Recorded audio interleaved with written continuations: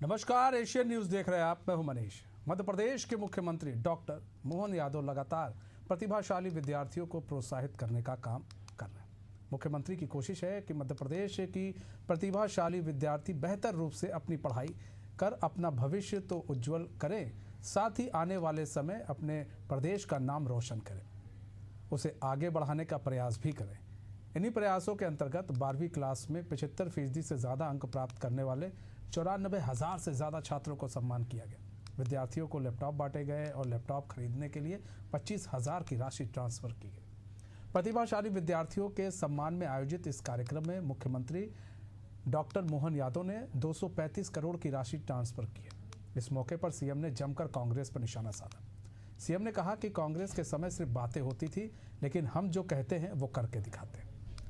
मनमोहन जी जब वित्त मंत्री थे तब उन्होंने कहा था कि गांव में सड़कों की क्या ज़रूरत है, वहां तो बैलगाड़ी चलती है। प्रधानमंत्री नरेंद्र मोदी ने गांव-गांव तक सड़क पहुंचाने के लिए काम किया है।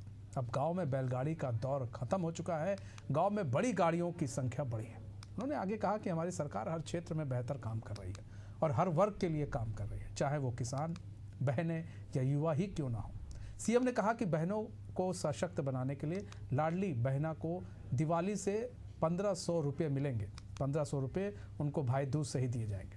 वहीं रक्षाबंधन के मौके पर मुख्यमंत्री मोहन यादव ने लाडली बहनों को 250 रुपये की आर्थिक सहायता देने की घोषणा की है। यह राशि महिलाओं को आत्मनिर्भर बनाने की दिशा में एक कदम है। वहीं सीएम ने कहा कि छात्र डॉक्टर, इंजीनियरिंग के अलावा राजनीति में आए, शिक्षक बने, उद्योगों को आगे बढ़ाने वाले बने।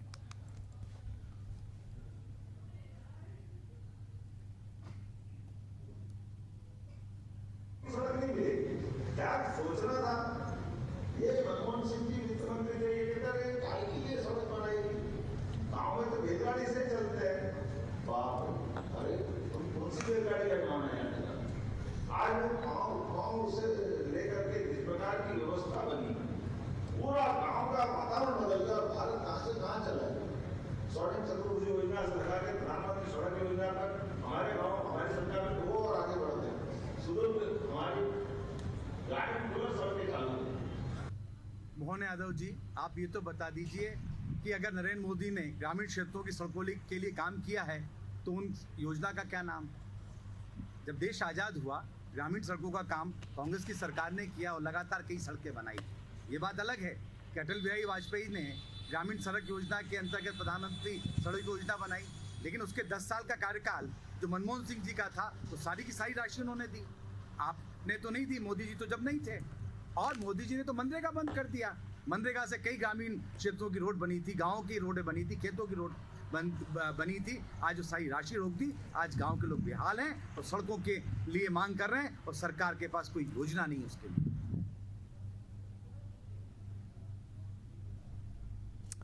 तो अब हम अपने मेहमानों का रुख कर लेते हैं। ऐसे में सवाल कई हैं कि अगर सरकार की तरफ से विकास के काम किए जा रहे हैं तो फिर उस पर सियासत क्यों हो रहा है? अगर सरकार कोई भी हो, अगर अच्छा काम कर रही है तो उसे तो शाबाशी देना चाहिए, लेकिन यहाँ पर सियासत तेज है। चलिए, कई सारे सवाल हैं, उन सवालों का जवाब तलाशने की कोशिश करेंगे। हमारे साथ हमारे मेहमान जुड़ चुके हैं। हमारे साथ मंजरी जैन जुड़ चुकी हैं, प्रवक्ता हैं बीजेपी की। रमेश शर्मा जुड़ चुके हैं, वरिष्ठ पत्रकार है। राम पांडे जी जुड़ चुके हैं, जो कि कांग्रेस के प्रवक्ता हैं। आप सभी का बहुत बहुत स्वागत है। सबसे पहले राम पांडे जी, आपका ही रुख कर लेते हैं। राम पांडे जी, छात्रों को आज लैपटॉप बांटे गए। 94,000 छात्रों को, कई छात्रों को पैसा जो है ट्रांसफ़र किया गया, उनके खाते में 25,000 रुपये ट्रांसफ़र किए गए। और लाडली बहना योजना को आप देख ही रहे हैं किस तरह से फल फूल रहा है। वहाँ पर भी अब 1,500 रुपये दिए जाएंगे बहनों को। ये भी मुख्यमंत्री ने स्पष्ट कर दिया है दीपावली के बाद से। ऐसे में रक्षाबंधन में भी 250 रुपये दिए जाएंगे।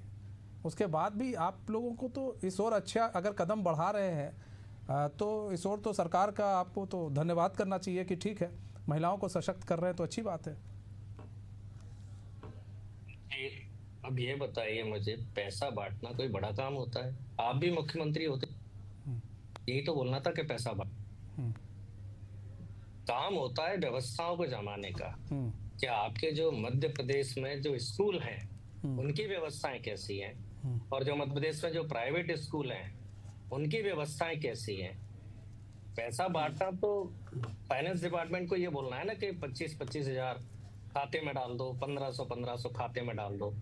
और उसके बाद जो फाइनेंस डिपार्टमेंट है वो पैसा डाल देगा, चाहे कर्ज लेना पड़े। कर्ज लगातार लिया जा रहा है, 100 करोड़ रुपया एवरेज प्रतिदिन कर्ज लिया जा रहा है। तो ये काम बड़ा नहीं है, काम बड़ा है इंफ्रास्ट्रक्चर खड़ा करना।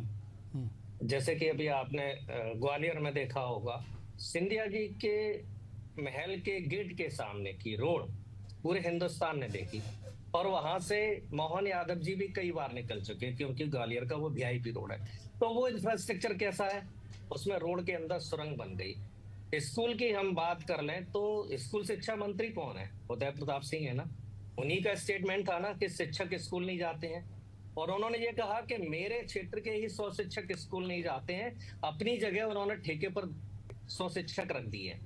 अब स्कूल शिक्षा मंत्री मोहन यादव जी का खुद स्वीकार कर रहा है कि मेरे क्षेत्र के 100 शिक्षक ऐसे हैं जिनको मैं जानता हूं, जिन्होंने ठेके पर स्कूल दे रखे हैं, मेरी उनकी जगह और कोई जाता है।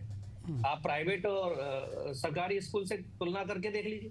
भाई प्राइवेट में बस चलती है तो सरकारी में क्यों नहीं चलती है?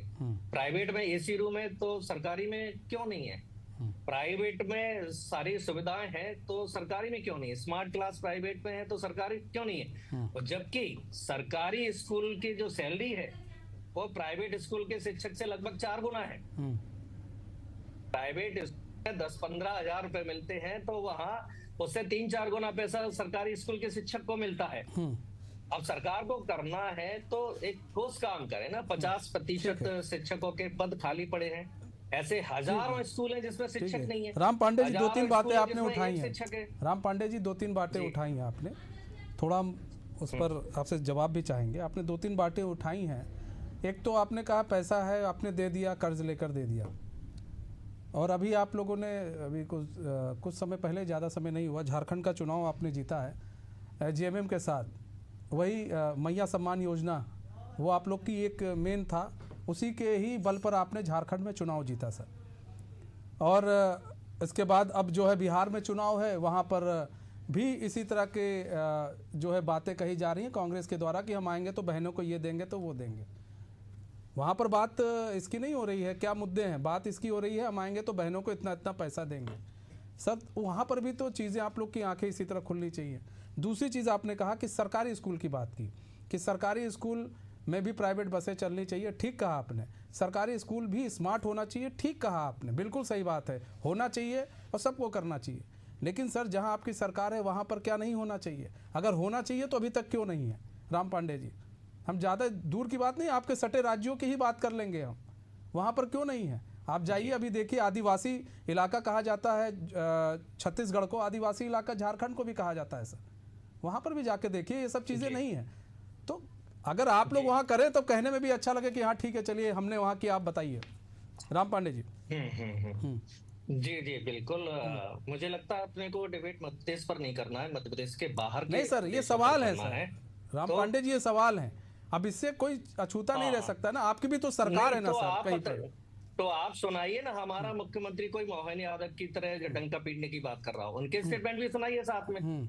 आपने तो मोहन यादव का सुनाया ना कि मोहन यादव का डंका बज रहा है। सर कौन नहीं पीट रहा है डंका? सर आप लोग के यहाँ भी तो किया जा रहा है डंका, तो सब जगह पीटे जा रहे हैं सर। ये ना आप दिखाइए, क्लिप चलाइए। आपने मोहन यादव की क्लिप चलाई तो हमारी भी चलाइए ना कि हमारे मुख्यमंत्री वहाँ पैसा बांट रहे हैं, उड़ीसा में, झारखंड में, जहाँ जहाँ पैसा बांटा है तो आप दिखाइए। भाई हम बड़ी बातें नहीं करते हैं, भारतीय जनता पार्टी जो बातें करती है बड़ा चढ़ाकर। अब मेरा गांव जन्म जो है मेरे गांव का है, मेरे गांव का नाम है पनिहार। जब से मेरा जन्म हुआ है तब से मेरे गांव में सड़क है, कांग्रेस की सरकार थी। तो वो क्या कुछ एलियंस मेरे गांव में सड़क आकर बना गए? जो लोग मुझे सुन रहे हैं, मेरे गांव का नाम पनिहार है। पनिहार में ग्वालियर से लेकर पनिहार तक सड़क थी, और ये मैं 50 साल से वहां सड़क है। तो ये क्या भारतीय जनता पार्टी की सरकार ने आकर वहां? ठीक है मंजरी जैन जी जवाब दीजिए, मंजरी जैन जी जवाब दीजिए।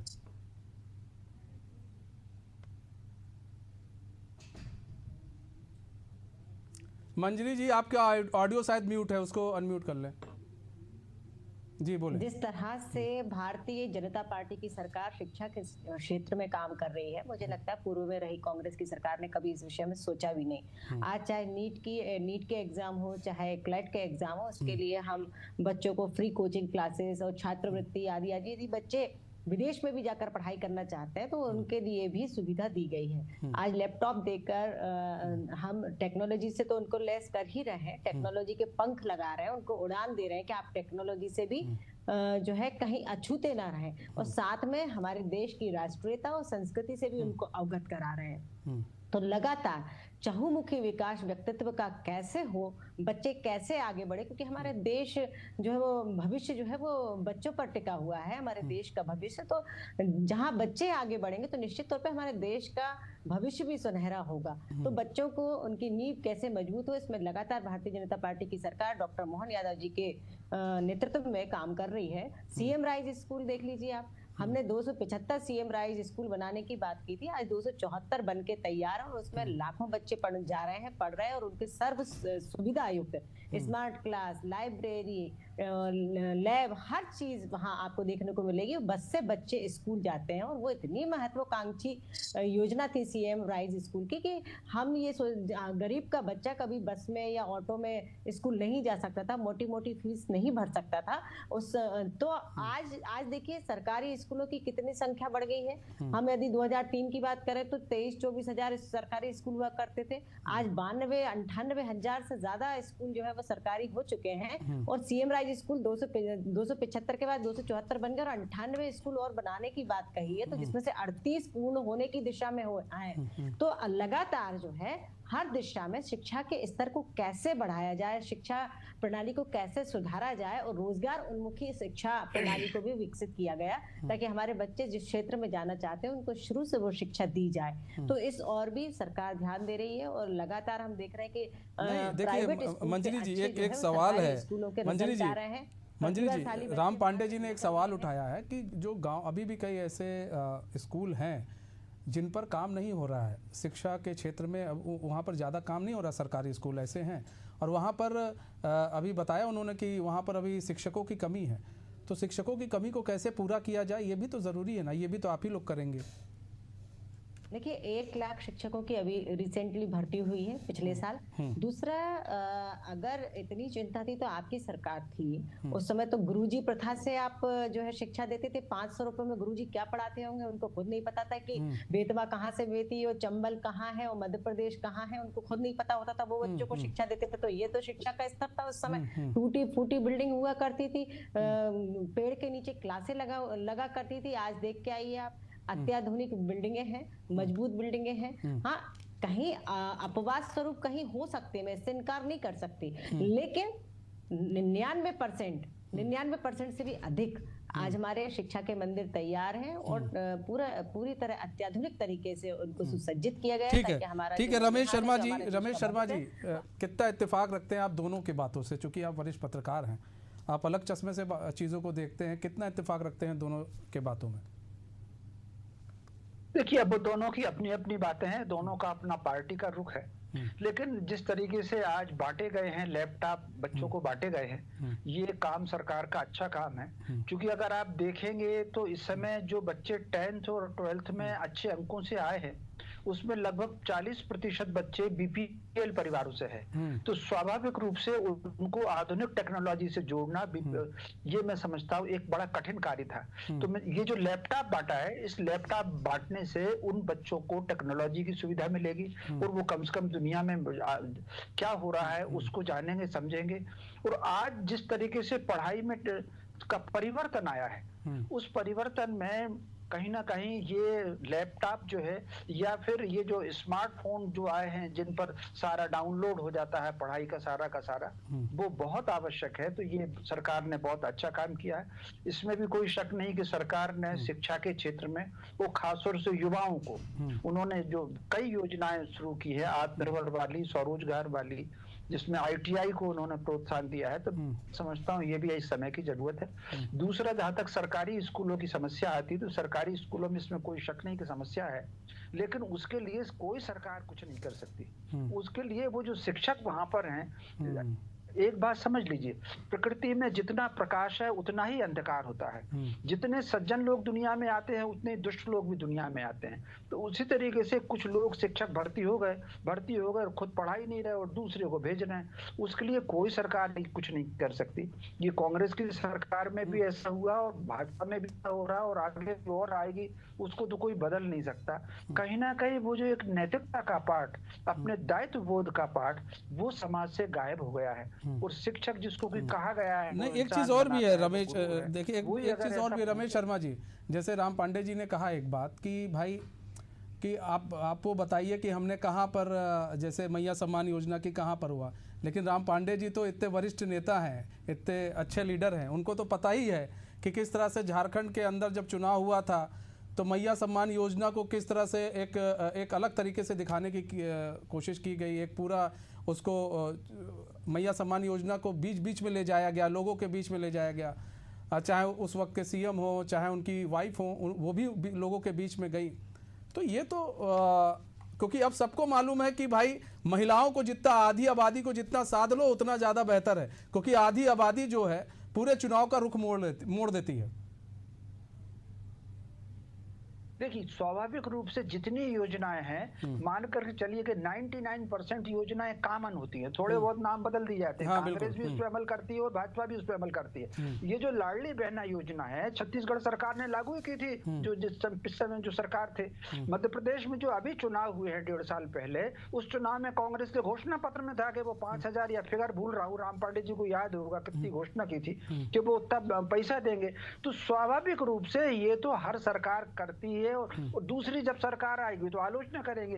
कितनी सारी ऐसी योजनाएं हैं जो एक सरकार लाती है, वो विरोध में रह करके उसका विपक्ष। राम पांडे जी, मतलब कि कहीं ना कहीं देखिए यहाँ पर सवाल ये भी है ना कि सब लोग भाई आएंगे तो जो कहा गया है भाई कि आपने क्या दिया, तो भाई सरकार कहेगी हमने ये दिया राम पांडे जी। तो स्वाभाविक सी बात है, आधी आबादी को साधने की कोशिश है और आधी आबादी को साधा जा रहा है। अगर उनको सशक्त बनाने की कोशिश की जा रही है और बच्चों को लैपटॉप बांटे जा रहे हैं, अगर आपकी भी सरकार ये करती तो ये तो अच्छी बात है, इसमें तो साथ होना चाहिए। या फिर आप एक लिस्ट दे दीजिए कि भाई तुम बता दो, आप बता दीजिए, सरकार को दे दीजिए कि भाई ये लिस्ट है, तुम इस तरह ये काम करोगे तब हम तुम्हारी तारीफ करेंगे, ना हम नहीं करेंगे। तो सबसे बड़ी बात तो ये है कि मुझे मेरा स्टेटमेंट जो मैंने कहा उसको आप दोबारा सुनवा दीजिए।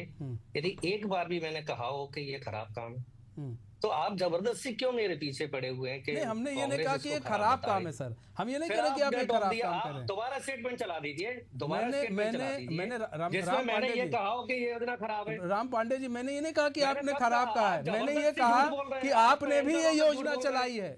राम पांडे जी, मैंने ये कब कहा कि ये खराब है?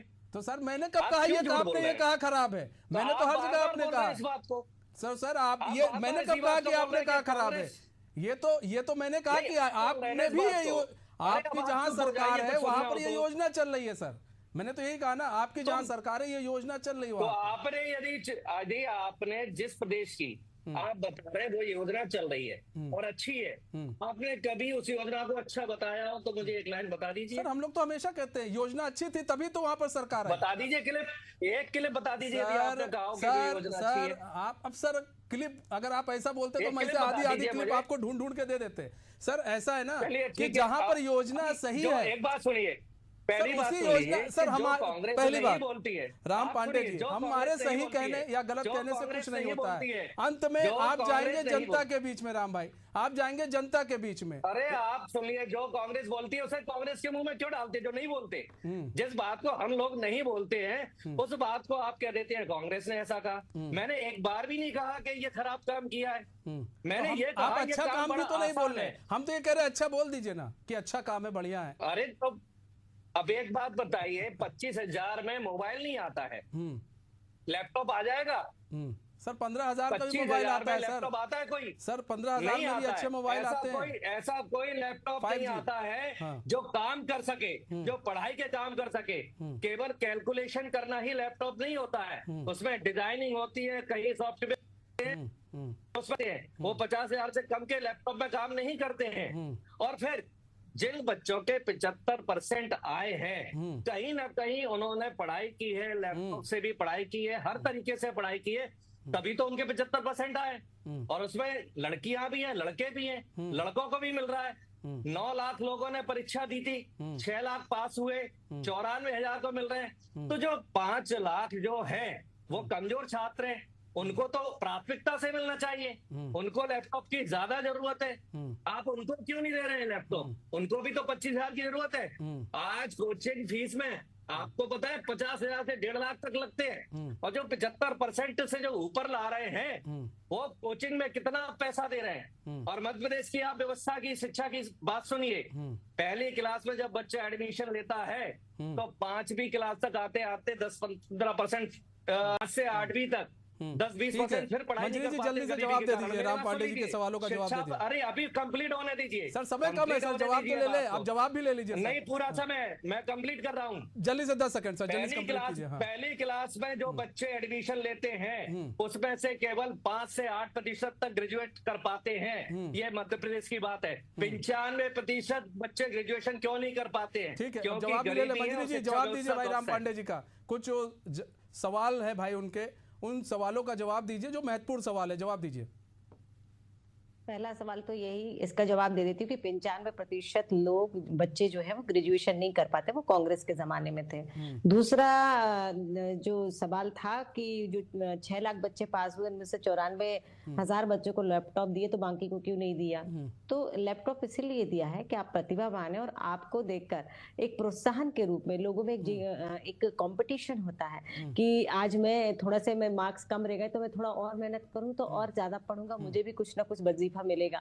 तो इस तरीके से भी कुछ, जब कोई कंपटीशन होता है उसमें फर्स्ट सेकंड थर्ड तो आते ही है ना। यदि 100 बच्चों का कंपटीशन है तो उसमें से जो फर्स्ट सेकंड थर्ड आते हैं उनको ही इनाम मिलता है, 2-4 लोगों को प्रोत्साहन इनाम मिल जाता है। तो ये एक इनाम के तौर पर और उनके आत्मविश्वास को बढ़ाने के लिए और बाकी को एक प्रतिभा जागृत हो और वो आगे बढ़े, वो भी उस तरीके से पढ़ाई लिखाई करके अपने आप को आगे बढ़ाएं, इसलिए भी इस तरीके से इनाम जो है वो दिए जाते हैं। और किसी भी तरीके से बच्चों को हतोत्साहित नहीं, प्रोत्साहित करने के लिए किया जाता है जो भी काम किया जाता है। स्कूटी भी दी जा रही है, प्रोत्साहित करना चाहिए छात्रों को अगर वो अच्छे मार्क्स पा रहे हैं, ताकि और भी जो कमजोर छात्र हैं वो भी प्रोत्साहित हो। बहुत बहुत धन्यवाद आप लोगों का हमारे साथ जुड़ने के लिए और अपना बहुमूल्य समय हमें देने के लिए। तो देखिए, यहाँ पर बात की जाए तो विकास, एक तरफ विकास हो रहा है मध्य प्रदेश में, तो उस पर सियासत भी हो रहा है कि भाई जब विकास किया जाता है तो ये चलता रहता है, ये पहले चलता रहता है। आप इधर विकास करेंगे तो